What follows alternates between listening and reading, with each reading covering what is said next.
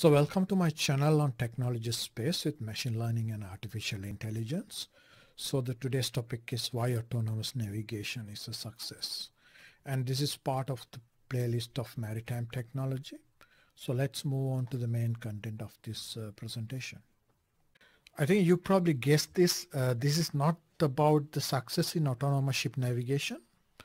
Because even though there are several claims on autonomous vessels, we have not seen these vessels are functioning properly, or we have not seen the adequate case studies to show these vessels are doing the required autonomous operations in complex environment by considering worst case scenarios.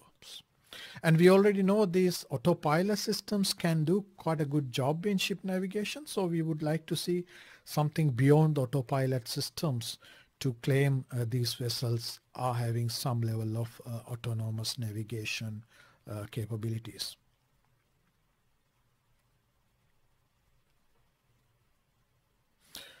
So the birth of autonomous navigation is generally point towards the land transport systems, because we already have driverless vehicles in our streets.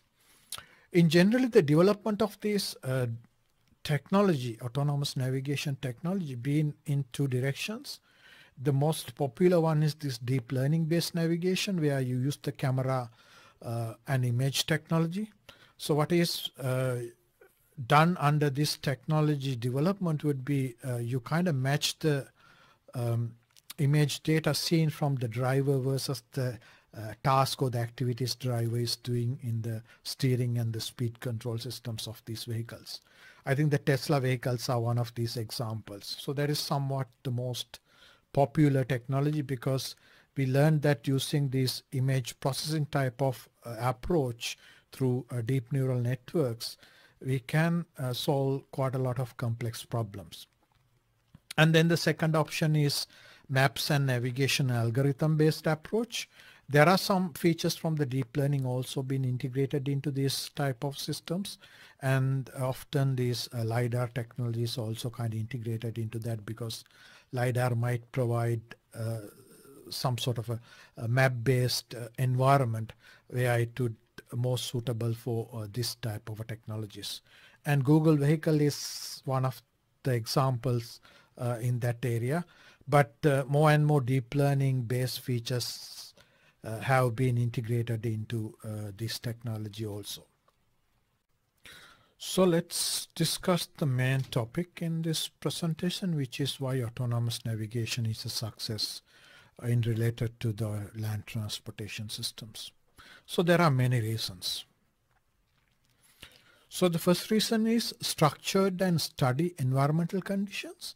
So these vehicles are navigating in a well-defined and study roads. Traffic lights and signs and pedestrian crossings were well marked, and there were adequate navigation and communication networks to support these vehicles.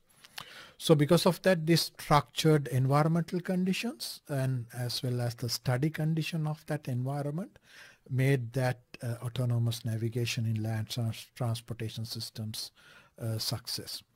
But when you compare such type of environment with ocean environment, which is more unstructured, there are not well-defined and study navigation routes. As you know, the oceans always facilitated with the wind and wave conditions, so that would make unstudied environment. And there are not much of traffic lights and signs, and the ship crossing lanes are not well marked, and there are inadequate navigation and communication networks. So all these challenges eventually make this autonomous navigation in the ocean somewhat a challenge. So let's move on to the second reason. So the second reason is the real world cleaner navigation dataset. So in this land transportation systems, what they have did was they have created a deep learning based digital driver from the datasets collected from human drivers. So collecting and analyzing large scale real world human driving datasets was their main objective by using different sensors and high definition videos and image data. Eventually they have created this digital driver, and these data sets somewhat cleaner, but if there are situations, these are not that clean in the sense that if a driver is not navigating in the center of the road but is navigating in the either side of the road, this you cannot classify it as a good situation. What you can do, either you can remove this data from your data set, or you can adjust these images to look that the vehicle is driving in the center of the lane. So this type of approach has been implemented to clean the data sets, and then they use these data sets to train these deep learning type networks. So that was kind of second success story in this land transportation system.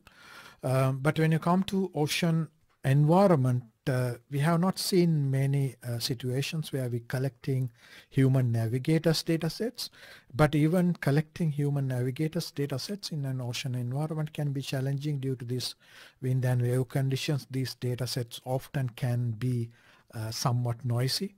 So there's another dimension adding into the data sets, and that should be cleaned before we utilize toward training these digital drivers. So let's move on to the next reason. So the next reason is understanding and the simplicity in human technology interaction. So these human drivers has only two actions, either to control the speed or control the steering angle. So and the vehicle technology is somewhat simpler, and it would respond to these human actions right away. So the better understanding of how human driver interact with the vehicles in these both automation and navigation technology, and their simplicity had played a bigger role in this success story. But when you compare this to autonomous navigation in the ocean, these vessels have involved with somewhat complex technologies than the land-based vehicles. And these vessels somewhat slow responsive system, so that means the vessels may not respond right away to the human actions. Because of that, I think humans knew, or the navigators knew, how to control these vessels.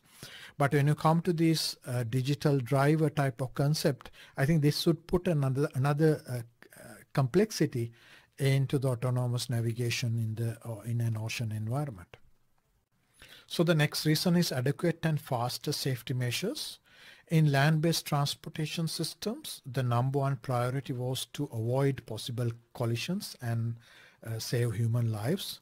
So this is done by identifying how technology and other related factors can be used to predict human and other vehicle movements. So this prediction was one of the strongest tool in land-based transportation systems, and then these type of tools being utilized towards avoiding possible collision situations. And even in a possible collision situation, these transportation systems may have the capabilities to stop these vehicles within a short time period. So that way there would be a fast response time for any type of unexpected situation. But when it's come to the autonomous shipping, this is a different story. These vessels may not be able to stop right away, and its response may be somewhat slower. So that way, even though a human navigator want to do something else, the vessel might take some time to respond to that. And at the same time, this ocean environment can be varying due to wind and wave conditions. So that would also add up additional factor into an emergency situation. So I think when you comparing these two situations in the land-based transportation and the ocean-based, you can see this is another dimension or another challenge. So when it's come to the autonomous navigation in land and ocean-based transportation systems, let me say a couple of words. In the land-based transportation systems, the automotive industry started this autonomous navigation in smaller vehicles. They learned their lessons, and now they are moving towards larger vehicles like larger trucks. So this was kind of the story of Tesla also. But when it's come to the ocean industry, the shipping industry started with the larger vessels, and they claim this will be in the ocean within a shorter time period. And then we kind of missed the chance of utilizing that technology towards smaller vessels and learning lessons from that, and then utilizing towards the larger vessel. So this technology development happens somewhat in upside down way. So because of that situation, sometimes even we can even wonder sometimes whether the shipping industry has taken a wrong maneuvers in this autonomous shipping area. So that's the end of my presentation. So hopefully you have enjoyed that. So if you are still interested, please stick around in this channel. Thank you.